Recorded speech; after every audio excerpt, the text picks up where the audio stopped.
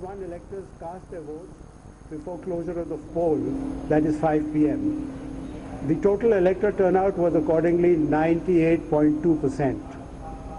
Only one ballot box was used for the poll, which was sealed up immediately after the close of poll at 5 p.m. in the presence of the authorized representatives of the contesting candidates and election observers. The counting of votes commenced at 6 p.m. The ballot box was opened in the presence of the candidate, Sri Gopala Krishna, authorized representatives of the contesting candidates, election observers, and counting officers whom I had appointed to assist me in the counting of votes. The ballot papers taken out were first scrutinized. The valid and invalid ballot papers were segregated, and the valid ballot papers were distributed according to the first preference votes secured by each candidate. 771 votes were polled, out of which 760 were valid and 11 were invalid. The quota sufficient to get a candidate elected was determined by dividing the total number of the first preference votes secured by both candidates by 2 and then adding 1 to the quotient. The said quota was 381. As all of you are aware, the value of votes for the presidential election is 1. Sri Venkaiah Naidu M has secured 516 votes as first preference votes, and Sri Gopala Krishna 244 votes. As the first preference vote secured by Sri Venkaiah Naidu M was greater than the requisite quota, I, in my capacity as returning officer, declare Sri Venkaiah Naidu M duly elected to the office of the Vice President of India. Overall, the 15th Vice Presidential election was conducted in a free, fair and orderly manner. I would like to take this opportunity to thank the candidates and their authorized representatives for their cooperation, which facilitated early completion of the proceedings. Thank you. Namaskar.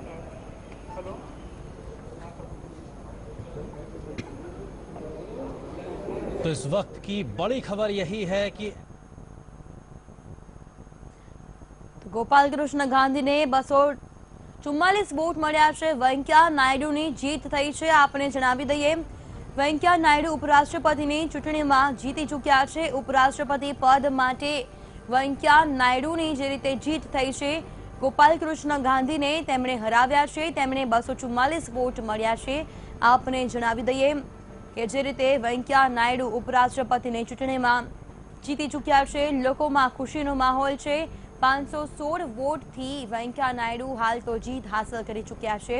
ઔપચારિક જીતની જાહેરાત કરાઈ છે. તો 11 ઓગસ્ટે વેંકૈયા નાયડુ શપથ લેશે. તો જે રીતે એનડીએના ઉમેદવાર વેંકૈયા નાયડુની જીત થઈ છે, 516 વોટ સાથે તેઓએ જીત હાંસલ કરી છે. હાલ તો ઔપચારિક જીતની જાહેરાત કરાઈ ચૂકી છે, પરંતુ 11મી ઓગસ્ટે તે શપથ લેવાના છે. ઉપરાષ્ટ્રપતિ પદના શપથ વેંકૈયા નાયડુ 11મી ઓગસ્ટે લેશે. તો એનડીએના ઉમેદવારની જે રીતે જીત થઈ છે, જે જીત છે તે બેવડાઈ ચૂકી છે, કારણ કે રાષ્ટ્રપતિ પણ જે રીતે રામનાથ કોવિંદ બન્યા હતા, એનડીએના ઉમેદવાર હતા, તો બીજી બાજુ ઉપરાષ્ટ્રપતિની ચૂંટણીમાં પણ જે રીતે એનડીએના ઉમેદવાર વેંકૈયા નાયડુની જીત થઈ છે, 516 વોટ સાથે તેમણે જીત હાંસલ કરી છે. ઔપચારિક જાહેરાત હાલ તો કરાઈ છે. 11મી તારીખે તેઓ શપથ લેવાના છે. આપને જણાવી દઈએ કે જે રીતે 244 વોટથી જે રીતે હાર આપવામાં આવી છે, વેંકૈયા નાયડુ ઉપરાષ્ટ્રપતિની ચૂંટણીમાં જીતી ચૂક્યા છે.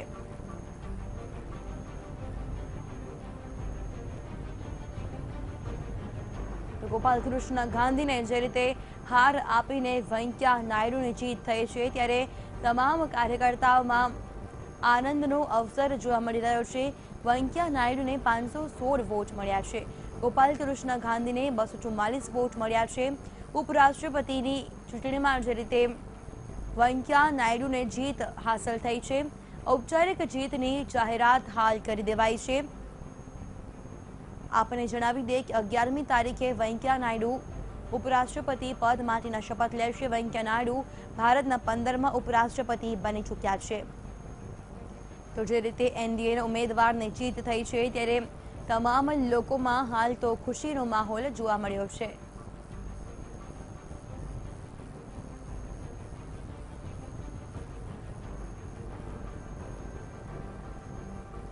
વેંકૈયા નાયડુની ઉપરાષ્ટ્રપતિ પદ માટે જીત થઈ છે।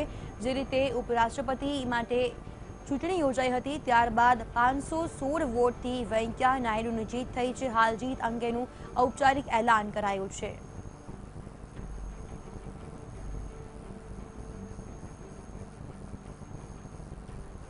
તો જે રીતે વેંકૈયા નાયડુનો કાર્યકાળની વાત કરીએ 70ના દાયકામાં આરએસએસ સાથે તેઓ જોડાયા હતા। ખૂબ જ પ્રશંસનીય કામગીરી તેમણે કરી હતી। ઇમરજન્સી સમયે તેઓ જેલમાં પણ જઈ આવ્યા છે। વેંકૈયા નાયડુની વાત કરીએ 1978થી 1983 સુધી નલ્લોરના ધારાસભ્ય તેઓ રહી ચૂક્યા છે। 1998થી અત્યાર સુધી રાજ્યસભાના સાંસદ તેઓ રહ્યા છે। તો ખૂબ જ સારો દેખાવ પણ તેમણે કર્યો છે। તેમની જવાબદારી જે રીતે નિષ્ઠાપૂર્વક તેમણે નિભાવી છે। 2002થી 2004 સુધી ભાજપના રાષ્ટ્રીય અધ્યક્ષ પણ તેઓ રહ્યા હતા। વેંકૈયા નાયડુની જે રીતે જીત થઈ છે 1949માં આંધ્રપ્રદેશના તેઓ નેલ્લુરમાં જન્મ થયો હતો। 70ના દાયકામાં આરએસએસ સાથે તેઓ જોડાયા હતા। ત્યારબાદ તેમની રાજકીય સફરની શરૂઆત થઈ હતી। ઇમરજન્સી સમયે તેઓ જેલમાં પણ જઈ આવ્યા હતા। ત્યારબાદની જો વાત કરીએ 1978થી 1983 સુધી નેલ્લોરના ધારાસભ્ય પણ તેઓ રહી ચૂક્યા છે। ખૂબ જ પ્રશંસનીય કામગીરી તે કરી ચૂક્યા છે। તો રાજ્યસભાના સાંસદ પણ તેઓ રહી ચૂક્યા છે।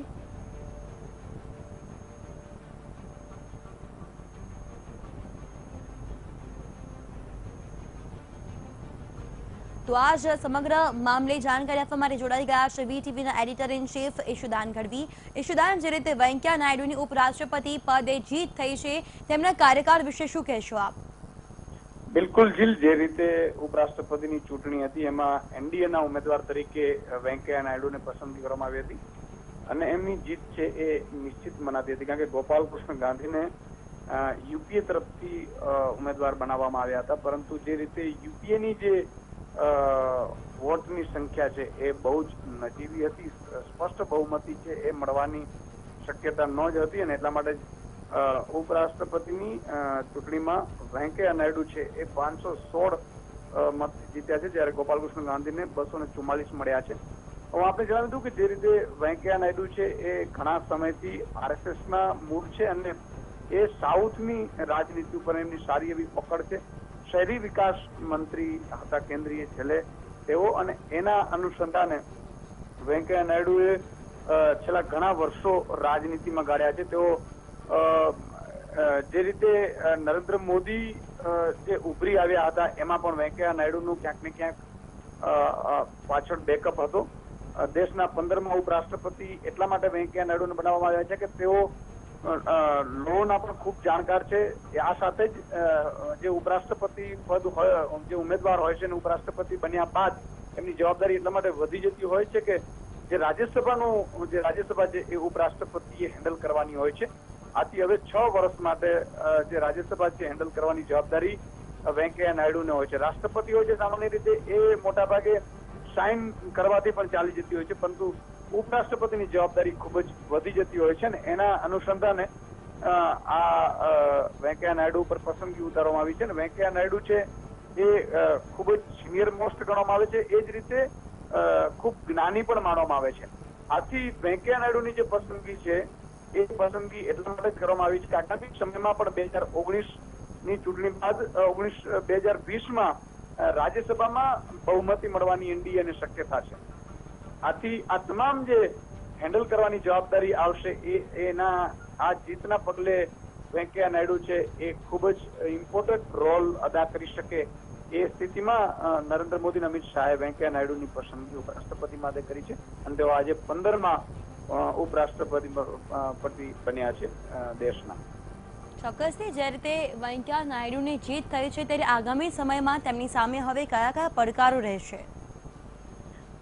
જે રીતે આમાં સામાન્ય રીતે મેં કહ્યું એમ કે ઉપરાષ્ટ્રપતિ પદ હોય એ રાજ્યસભા હેન્ડલ કરવાની જવાબદારી વધારે હોય છે, કારણ કે રાજ્યસભામાં સેશનમાં જે ચૂંટાયેલા નહીં પરંતુ જનતાથી ચૂંટાયેલા ન આવેલા હોય, જે ઉમેદવારો જે રાજ્યસભાના જે સાંસદ હોય છે તેઓ પાર્ટીથી અથવા તો અપક્ષ તરીકે પોતાની પાર્ટીથી, એટલે કે સાંસદને ધારાસભ્યો જે હોય છે એ અને ધારાસભ્યો ચૂંટતા હોય છે આ સાંસદને રાજ્યસભામાં. એથી જે રીતે રાજ્યસભામાં લોકસભામાંથી કદાચ પાસ કરેલો બિલ રાજ્યસભામાં અટકી જાય, એટલા માટે રાજ્યસભાની જે જવાબદારી હોય છે ખૂબ જ ઇમ્પોર્ટન્ટ હોય છે. રાજ્યસભામાં રોલ એમને ખૂબ મોટો અદા કરવાનો રહેશે. અને વેંકૈયા નાયડુ જે રીતે અનુભવ છે એમનો વર્ષોથી રાજનીતિથી માંડી અને જે સંસદનો પણ અનુભવ છે એ જોતા એવું લાગી રહ્યું છે કે ક્યાંક ને ક્યાંક વેંકૈયા નાયડુ છે એ પોતાની જે પડકાર સામે આવવાના છે એ પડકારને પહોંચી વળવામાં ખૂબ